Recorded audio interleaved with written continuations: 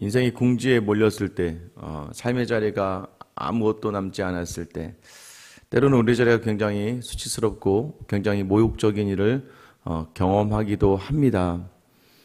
그럴 때마다 참 인생에 대해서 어떻게 생각하고 또 그 시간을 견뎌내지 못하는 사람들은 심지어는 자기의 목숨을 끊기도 합니다. 그런데 오늘 저는 이 땅을 살아가면서 여러분이 잊지 말아야 될 자리, 우리의 삶은요, 하나님이 그 삶을 다하게 하시기 전까지는 사명이 있다는 걸 놓치지 않는 여러분 되시기를 축원합니다. 우리 인생은 하나님 거예요. 자살을 하면 천국에 가냐, 지옥에 가냐, 이런 이야기를 하는 게 아니라 우리의 인생이 누구 거냐를 놓치지 마셔야 되는 거예요. 우리의 삶이 하나님에게 주어졌기 때문에 하나님을 바라보며 살아갈 수 있어야 됩니다. 그러나 여러분 아셔야 됩니다. 극한의 그 상황 속에서 정말 잘못된 선택을 해야 될 그 사람들의 마음을 좀 헤아려 보실 수 있어야 돼요. 여러분 혹시 목숨을 끊을 생각을 하신 적이 있습니까? 얼마나 극한의 상황에 몰리게 되면, 그래서 우리가 함부로 그것을 왈가불가해서는 안 됩니다. 성경은 자살을 해서 지옥에 간다라는 말이 기록된 것은 하나도 없어요. 그러나 하나님께서 우리에게 주신 삶이기에 우리가 우리의 생명이 우리의 것이 아니라는 것. 근데 이것을 내 것인 양 내가 끊어버리는 것은 하나님 앞에서 굉장히 큰 죄일 수 있다는 것을 아셔야 돼요. 그럼에도 불구하고 여러분 사는 것보다 죽는 게 낫다라는 말하는 많은 사람들을 들어본 적이 있습니까? 제가 알던 어떤 분은요, 사업에 실패하고 계속 쫓기는데 자기의 사업이 실패해서 쫓기는데 자녀들에게까지 매일 찾아가서 빚독촉을 하고 자녀들까지 못 살게 하고 심지어 분가한 자녀들에게까지 가서 앞에서 행패를 부리고 하다 보니까 뭐 그 사람들도 맞겠죠. 돈을 받아야 되니까 그 돈이 아니면 자기들도 살 수가 없으니까 뭐 붙잡을 게 없으니까 그거밖에 더 있겠어요. 가서 계속해서 닥달당하는 자기 자녀들을 보는 그 심정. 그러면 아비의 심정을 어떻게 하겠어요? 나만 없으면 자녀들은 이렇게 고생하지 않아도 될 텐데 라는 생각을 하게 되지 않겠습니까? 여러분 이유가 있고 상황이 있는 거예요. 심지어는 산후 우울증을 통해서 우울증과 조울증을 통해서 병이죠 그건. 여러분 그런 시간들을 우리가 그런 사람들을 함부로 평가하지 마셔야 되고, 다만 여러분 우리 인생에도 이런 자리가 있을 수 있을 때 우리가 어떻게 해야 하는가. 오늘 다윗이 그 모습을 보여주고 있는 것 같아요. 10절에 보면 그날에 다윗이 사울을 두려워하여 일어나 도망하여 가드왕 아기스에게로 갔다라고 되어 있습니다. 가드는요 블레셋의 도시 중에 하나예요. 그러니까 블레셋 연합국 중에 5개의 큰 국가 도시로 되어 있는데 그 중에 왕이었던 아기스에게로 향합니다. 다윗이 가장 많은 전쟁을 한 나라가 블레셋이고 다윗이 가장 많은 군사를 죽인 나라가 블레셋이에요. 지금 얼마나 사울에게 쫓기는 게 두려웠으면 지금 아기스 왕, 이 블레셋 한 복판으로 지금 도망갔다는 것이에요. 오죽했으면 거기까지 갔을까? 인생의 자리가 오죽하면 거기까지 떠밀려져 갔을까 할 정도로 다시 수치와 모욕의 자리를 향하게 됩니다. 여러분 결국 그렇게 떠나가는 그 자리에서 어떤 일이 일어납니까? 이 블레셋 가드 땅에 난리가 나요. 11절에 보면 아기스의 신하들이 아기스에게 말하되 이는 그 땅의 왕 다윗이 아니니까 우리가 춤추며 이 사람의 일로 노래하여 이르되 사울이 죽인 자는 천천히요 다윗은 만만히로 다 하지 아니하였나이까 한지라. 여러분 사람들에서 소동이 일어나죠. 저 사람 어디서 봤는데. 그런데 여러분 뭐라고 고백합니까? 그 땅의 왕 다윗이 아니냐. 지금 이스라엘 땅의 왕은 사울이에요. 근데 블레셋 사람들의 입에서 그 땅의 실질적인 왕은 다윗이야 라는 것이 이야기되어지는 것이죠. 하나님이 인정하는 사람, 하나님과 사람들에게 사랑받는 사람, 여러분 믿지 않는 사람들도 그 사람을 안다는 걸 기억하셔야 됩니다. 여러분 사람들이 여러분을 볼 때마다 야 하나님의 사람이구나, 야 저 사람들은 정말 이 땅을 정말 하나님의 나라, 그러니까 그 땅에서 누리며 살아가는 사람이구나 인 것을 여러분 보여줄 수 있어야 돼요. 여러분 어떻게 평가받고 있습니까? 믿지 않는 사람들에게 불쌍하다. 아우, 저 사람 성격이 고약하다. 아우, 저 사람 왜 이렇게 저렇게 번질번질대. 저 사람 왜 이렇게 게을러. 여러분, 이런 평가가 아니라, 야, 저 사람, 여러분, 믿지 않는, 그러니까 믿음이 없었던 블레셋 족속조차도 다윗이 어떻게 이해하고 있어요? 사울이 죽인 자는 천천인데 다윗은 만만이다.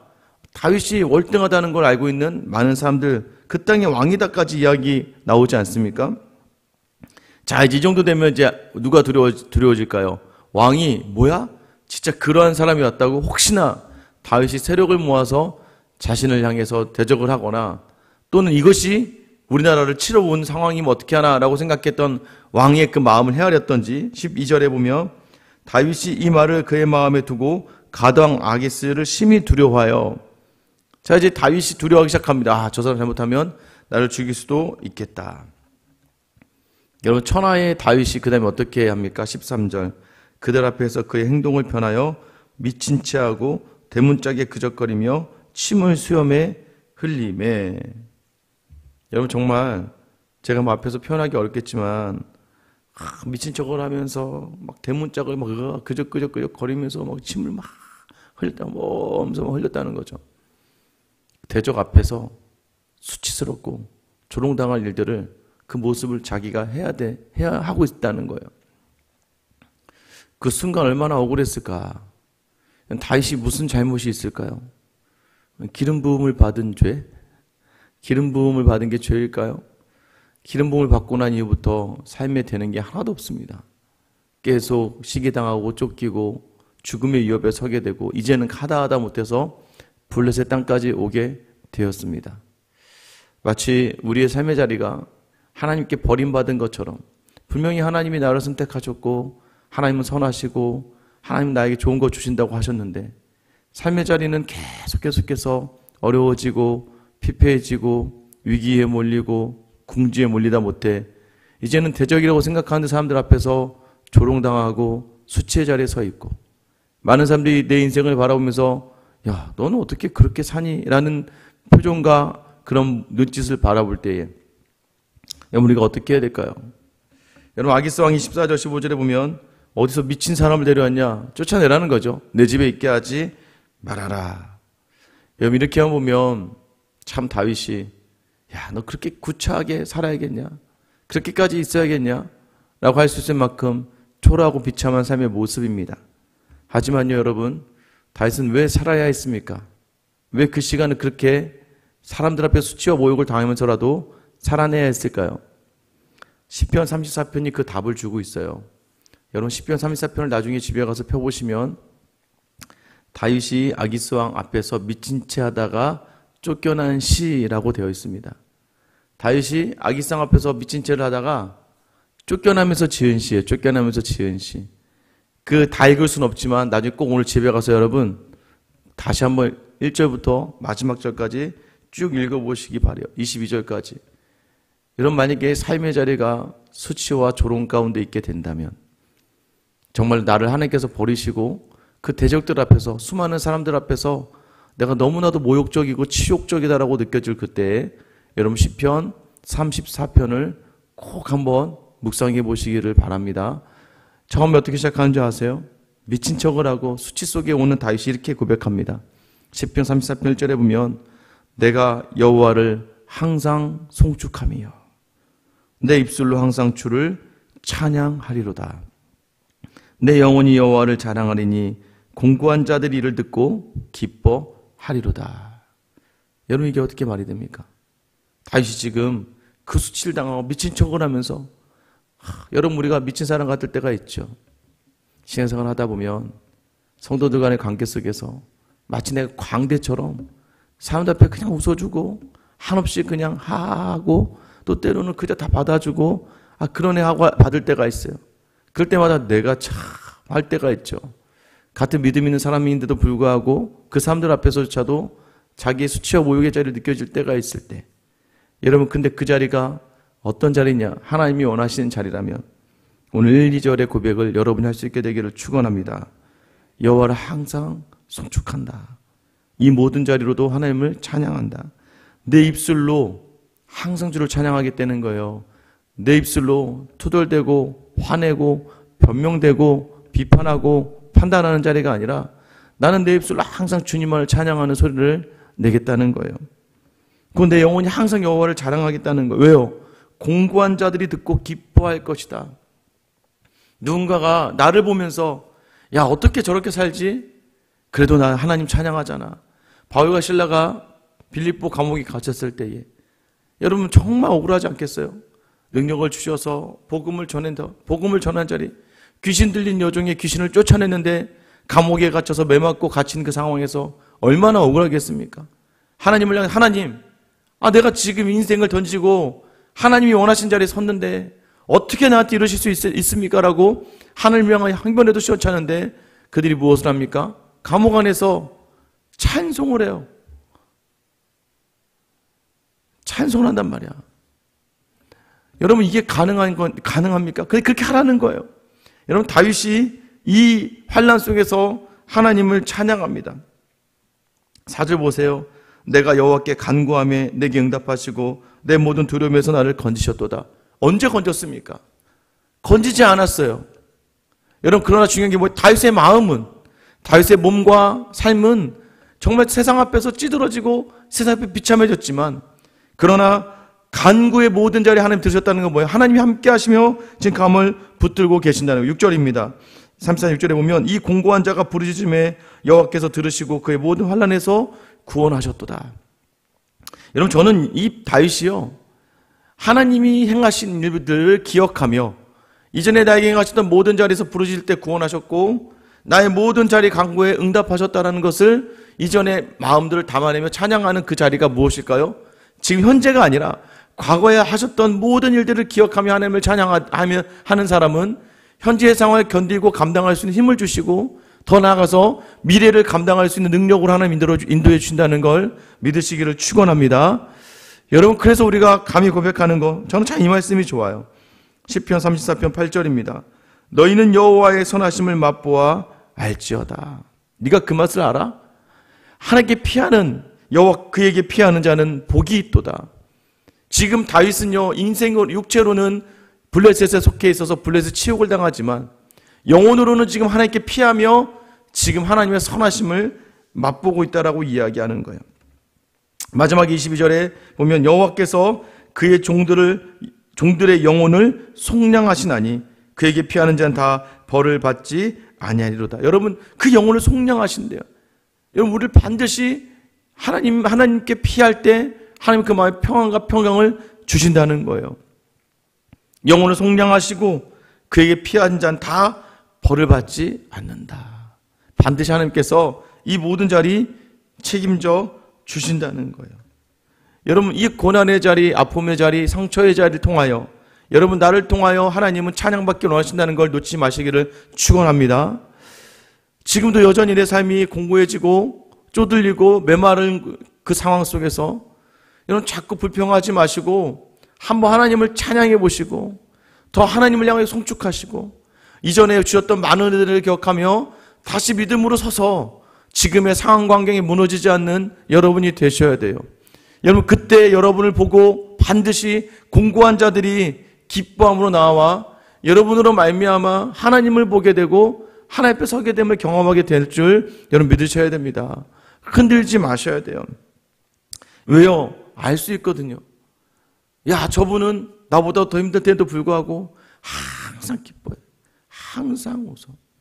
저는 여러분이 좀 그랬으면 좋겠어요. 특별히 새벽에 나온 여러분들이 조금 힘든 일 가지고 지치는 일 가지고 조금이 아니고 많이 힘들어도 아무리 정말 황폐한 땅 한가운데 서 있는 것 같은 비참하고 모욕적인 상황이 있다 할지라도 저는 여러분의 입이 우리의 모든 말이 우리의 모든 생각이 여호와 보시기에 부끄럽지 않게 여러분 그 입에서 불평과 원망하면 어떻게 되는 줄 아세요?